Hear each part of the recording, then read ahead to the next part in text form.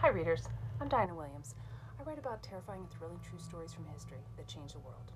While the stories can be frightening, they're also often inspiring. During tough times, people become heroic, like how frontline workers are helping people now who are sick from coronavirus. And these stories also show that even though disasters happen, the world recovers. The more you know about history, the more you realize how much people have overcome. What I also like about these stories is they're often really scary and sometimes have ghosts. In my newest book, True Hauntings, Deadly Disasters, there is always a ghost. I'm going to read to you about an earthquake and tsunami that happened in Japan in 2011, around when many of you were born. The history of the Japanese port city of Ishinomaki is fairly uneventful.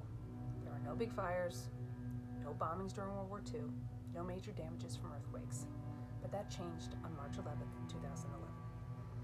At 2:46 in the afternoon, the ground began to shake. While earthquakes are fairly common in Japan, this one was huge, lasting nearly 10 minutes. Warnings went out across the country that a tsunami was coming.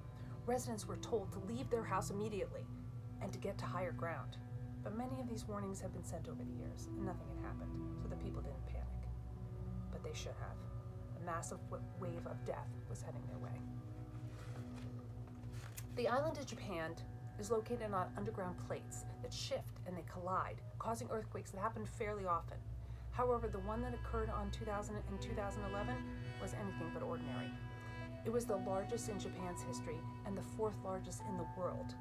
This massive quake off the east coast of Japan was so strong, it actually moved the entire country 4 feet closer to the United States. While the quake was terrible, the tsunami that came an hour later was even worse, more than 120 feet tall. This wave was taller than a 12-story building. It swept in from the sea and destroyed everything in its wake. The tsunami battered nearly 217 miles off the Pacific coast of Japan, wiping out electricity and gas and clean water.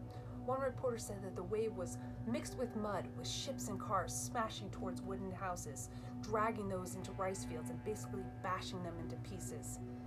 Cars were hanging off the electric poles. Houses were piled one on top of the other, and the debris was piled up even higher than the houses. The earthquake and tsunami caused nearly 16,000 deaths. Where there was once bustling neighborhoods, there were only piles of smashed houses, stores, schools, and cars. As people began to bury and mourn the many dead, they found that some of the dead weren't ready for their lives to be over. In traditional Japanese culture, ghosts are not uncommon. Some believe that if a person dies suddenly or violently, their spirit becomes stuck on earth. After the earthquake and tsunami, a number of restless spirits were seen in the areas it had hit.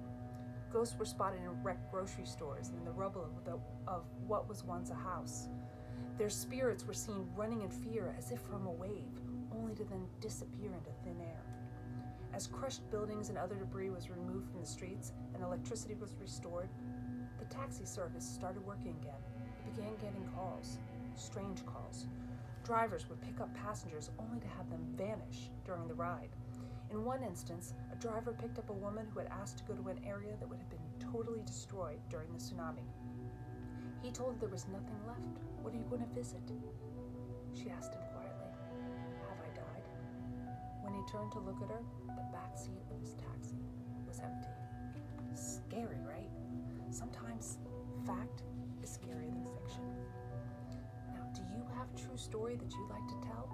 I'd love to read it. We're looking for stories less than 500 words, emailed to the library on July 15th. The top 3 stories will be announced on July 21st, and the winners receive a signed copy of my new book. So send me your story and good luck. I hope you win.